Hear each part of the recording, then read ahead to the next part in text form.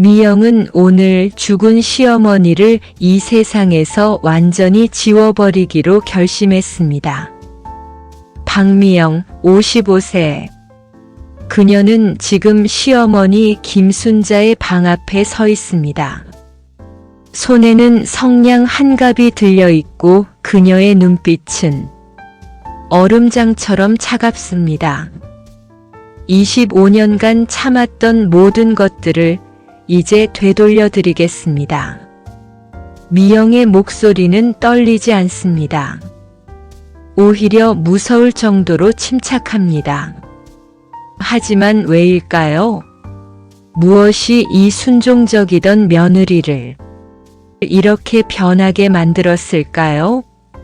사흘 전까지만 해도 미영은 동네에서 가장 효부로 소문난 며느리였습니다. 우리 미영이만큼 착한 며느리가 어디 있겠어요?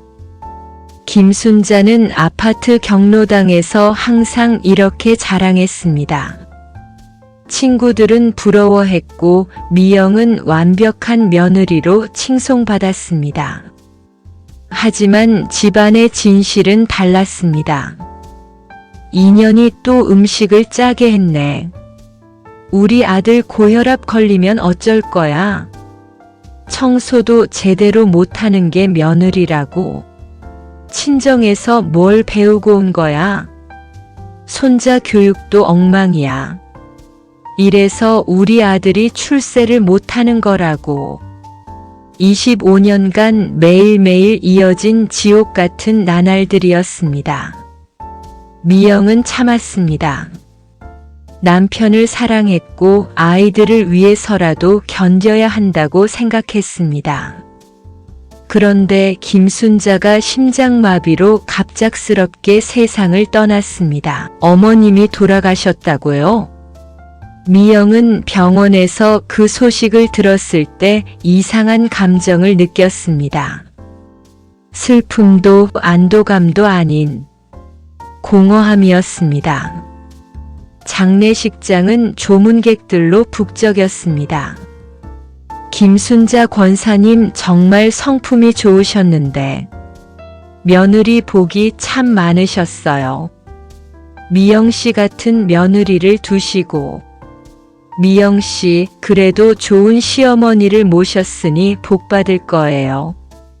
모든 사람들이 미영을 위로했습니다. 모범 시어머니를 잃은 불쌍한 며느리라며 말입니다. 미영은 고개를 숙이고 눈물을 훔쳤습니다. 하지만 그것이 슬픔의 눈물이 아니라는 것을 아무도 몰랐습니다. 그리고 운명의 그 순간이 찾아왔습니다.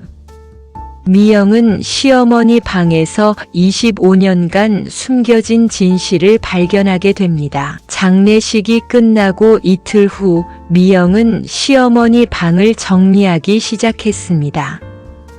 옷장을 비우고 서랍을 정리하던 중이었습니다. 벽장 깊숙한 곳, 낡은 이불 더미 뒤에서 미영의 손끝이 무언가에 닿았습니다. 검은색 가죽 일기장이었습니다.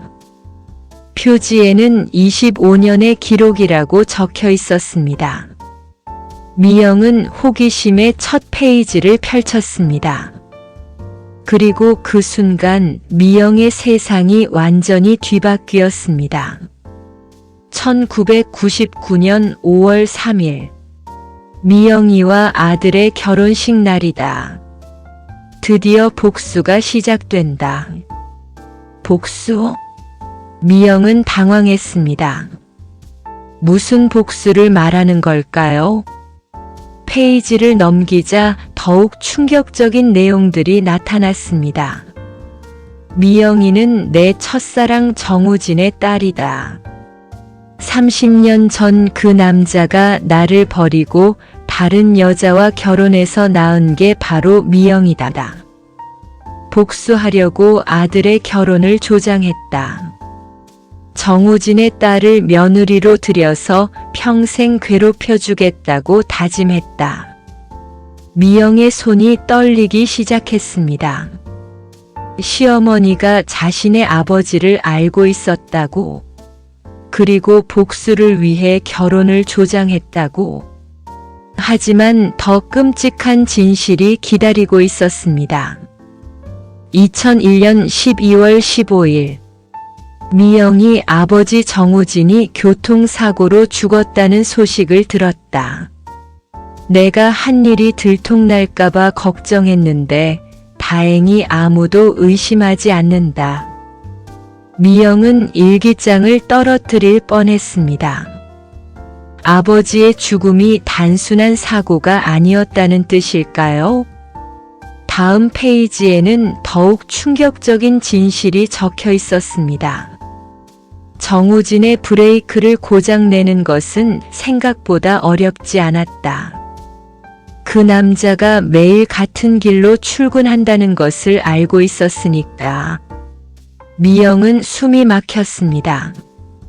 아버지를 죽인 것이 시어머니였다는 겁니까? 하지만 지옥은 여기서 끝나지 않았습니다. 2003년 8월 22일, 미영이가 임신 3개월이라고 한다.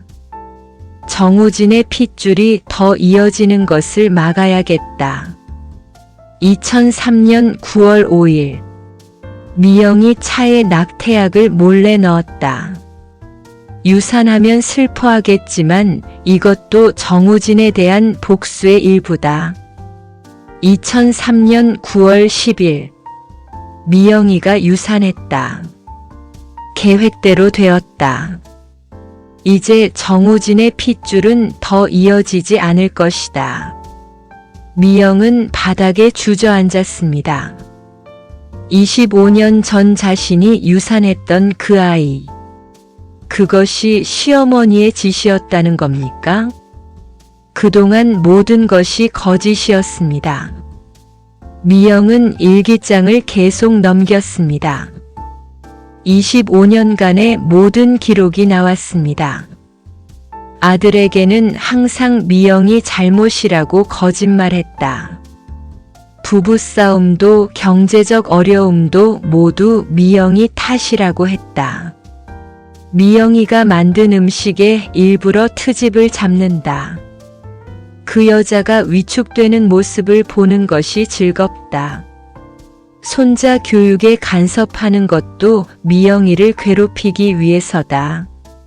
실제로는 미영이가 아이들을 잘 키우고 있다는 것을 안다. 외부에서는 미영이를 칭찬한다. 그래야 더 완벽한 복수가 된다. 아무도 모르게 한 사람을 파괴하는 것, 이것이 진짜 복수다. 미영은 일기장을 바닥에 내던졌습니다. 25년간 자신이 당했던 모든 고통이, 모든 괴로움이 계획된 복수였다는 사실을 받아들일 수 없었습니다. 하지만 마지막 페이지에는 더욱 충격적인 내용이 적혀 있었습니다. 2024년 3월 1일, 내가 죽으면 이 일기를 미영이가 발견할 것이다. 그때 그 여자가 어떤 표정을 지을지 궁금하다. 25년간의 복수가 완성되는 순간이 될 것이다. 정우진아, 너를 사랑했던 내가 얼마나 바보였는지 이제 알겠지? 내 딸을 통해서라도 너에게 복수를 완성했다. 미영아, 내가 이 글을 읽고 있다면 내 복수는 성공한 것이다. 25년간 고생 많았다. 미영은 온몸이 떨렸습니다. 마지막까지도 자신을 조롱하는 시어머니의 글을 보면서 말입니다. 그 순간 미영은 결심했습니다. 이제 제가 복수할 차례입니다. 미영은 일어나서 일기장을 들었습니다. 25년간의 증거가 모두 여기에 있었습니다. 먼저 남편 민수에게 전화를 걸었습니다. 여보, 집에 좀 와줘. 어머님에 대해서 할 말이 있어. 뭔데? 장례 끝났는데 무슨 말이 있다고? 25년간 당신이 몰랐던 진실 말이야. 1시간 후 민수가 집에 왔습니다. 미영은 일기장을 그에게 내밀었습니다. 이걸 읽어봐. 민수는 처음에는 대수롭지 않게 생각했습니다. 하지만 몇 페이지를 읽더니 얼굴이 창백해졌습니다. 이게 진짜야? 당신 어머니가 직접 쓴 일기야. 25년간의 기록이지. 민수는 일기장을 떨어뜨렸습니다. 우리 어머니가 장인어른을 죽였다고. 그리고 우리 아이까지. 그뿐만 아니야. 우리가 싸울 때마다 당신이 나를 의심했던 이유도 모두 어머님이 거짓말을 했기 때문이었어. 민수는 무너졌습니다. 25년간 어머니의 말만 믿고 아내를 의심했던 자신이 바보였다는 것을 깨달았습니다. 미영아, 미안해. 정말 미안해. 하지만 미영은 차갑게 대답했습니다. 미안하다고 25년이 돌아와? 내가 유산했던 아이가 돌아와? 다음날 미영은 행동에 나섰습니다. 미영의 완벽한 복수가 시작되었습니다. 먼저 법무사를 찾아갔습니다. 김순자 명의로 된 모든 재산을 조사해달라고 했습니다. 시어머님이 남기신 재산이 모두 불법적으로 취득된 것 같습니다. 조사해주세요. 일주일 후 결과가 나왔습니다.